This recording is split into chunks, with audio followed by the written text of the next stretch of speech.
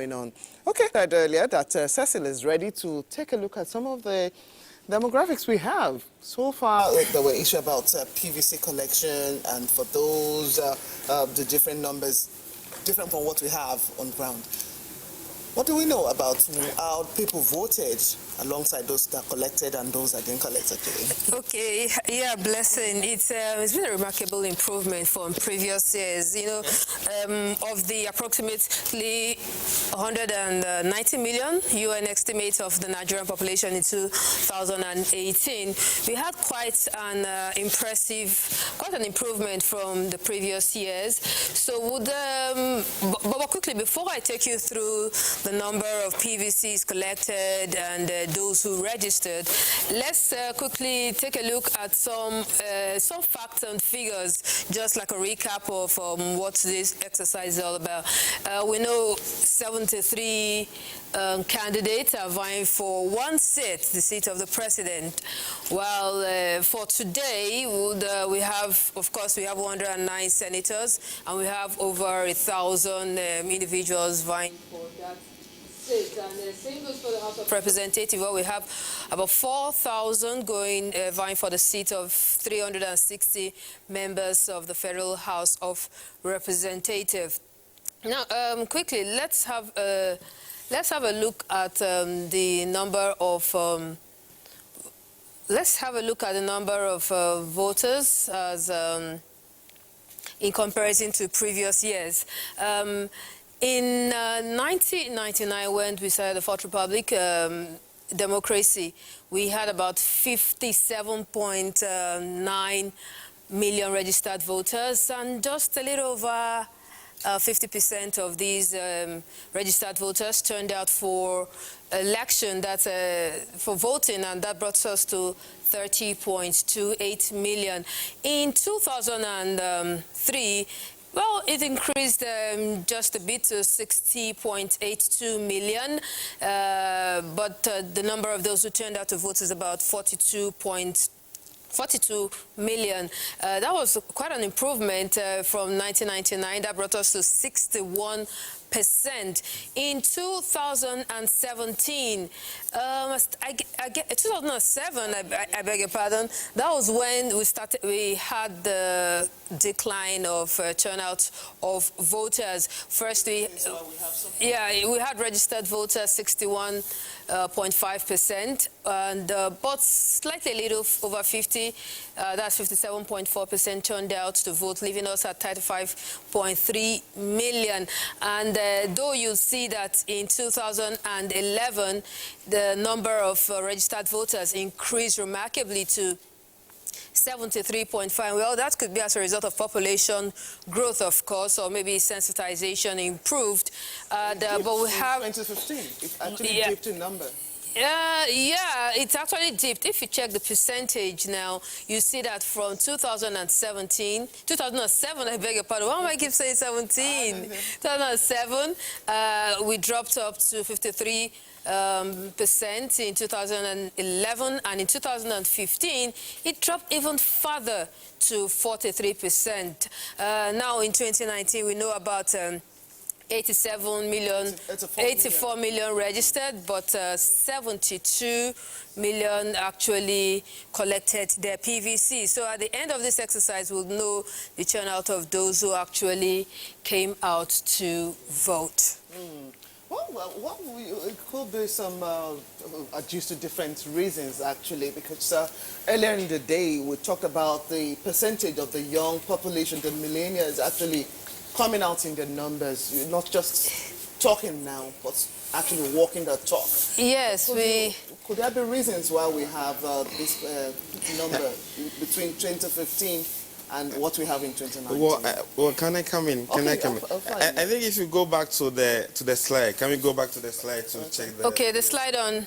Yes, the so turnout. You have the demographic. Okay, the voters... Okay.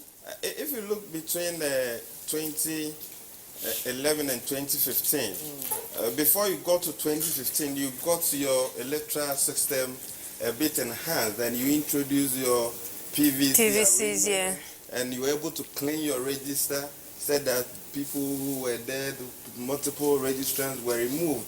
And that brought the figure a bit down, and that notwithstanding, you realize that main election turnout was low. Mainly also because that election was postponed and people were not too happy about it. It was one of the reasons why when this election was postponed, people were having their own misgivings about it. But 2019, yes, 84 million people had registered. I think that if you're going to calculate for purposes of turnout, because already 11.2 million people could not pick up their PVC, you cannot use that to calculate turnout. I think that yesterday in one of the engagement by the INEC, the INEC boss said that because the law states that is the number of registered voters, I am still of the opinion that because we know for now that 11.2 million people could not pick up their PVC, rather we know that 13.3% are not part and should not be used to assess the number of turnout. And for me, 72.77% million should be used to assess the number of turnout. But if you say in 2015, we had 67.4 and just 29, about 30%. You mentioned that could be likely due to the fact that there was postponed, spirit dropped and all. And same has happened this year. But from feelers we've seen and from people we've spoken to, they say that they're even more eager to go out to vote. Do you think what happened this year is going to last in 2015 will happen in 2019? Yeah, I think what we've seen across the polling unit, the voting points, I've been told I was in 2015 and so could not say much in terms of physical except what I've read in the books. But looking at what has been reported to us, I think that turnout hasn't been bad. I mean, we've been told that it's been impressive, it's been massive and all that. So it's likely that turnout for 2019 will go up than what we've experienced in 2015. Yeah, especially for a season of electoral process that had given a different outlook. 2015 was an experiment that was huge. And for now, people want to actually build on that. And building over that, people needed to change the narrative. Okay, you could just decide what is not. Would what you want to do count? But do you think the use of social media this year, I know it was used in 2015, but I think it became, yes, in 2019. Do you think it's going to help in any way? I think it will, and it has been over the years, and for different parts of the world, the awareness is getting more for the young persons, and even for those who either will want to just, okay, do that at their own peril. You just don't disregard this particular group of persons or a particular group of voters, especially when you know they're determinant to what you're going to be seeing on the long run. Yeah, I think for me, my view, when the elections were called off, there was the anticipation that people will not turn up to vote.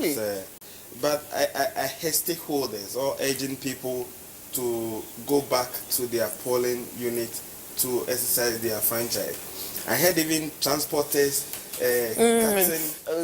transport fares and also the patriotic spirit of the Nigerian, right? Yeah. So I think that, and I've also, the rounds I did, I saw a lot of youth in the queue ready to, especially the first-time voters. So did you get to speak to any of them? What were their own reactions? Or they were eager to vote. I mean, for the first time in their life, they're also voting to elect their representative. That's one thing that was across. And I think that really people are determined to be part of this whole process of electing leadership for Nigeria to cut a new course for the nation. Okay, Sasi. Okay, yeah, we may be joining me or Gidi later on, but quickly, let's look at the age distribution for those vying for the presidential seat. We have 30, those within the age bracket of 35 to 45. We have 17 candidates.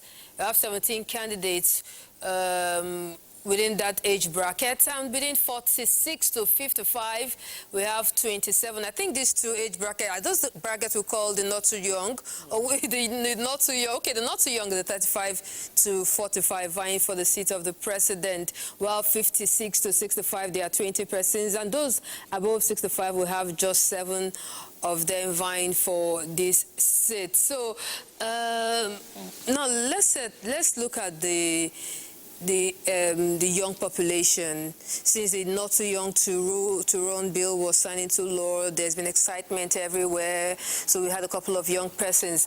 Do you think this is quite some worthy of note that young people are having about 17%? Of the young persons who actually came out, you could even see from the kind of engagement they held, from the social media that you pointed out earlier, and also even their movements around the cities. But it will appear as if, well, you wouldn't tell them they are not ready. Well, maybe not for the presidency. Well, at least 1 or 2 came up for the presidency, and then they actually realigned with another political party, since I'm not going to be mentioning names here. And you will now want to wonder, really, okay, were they not ready in the first instance? Were they not sure of what they were going for? Yeah, because even if you check for that of the vice presidential, we have 34 of the 69. And all right, so well, I will come back to talking more about this. Meanwhile, let's go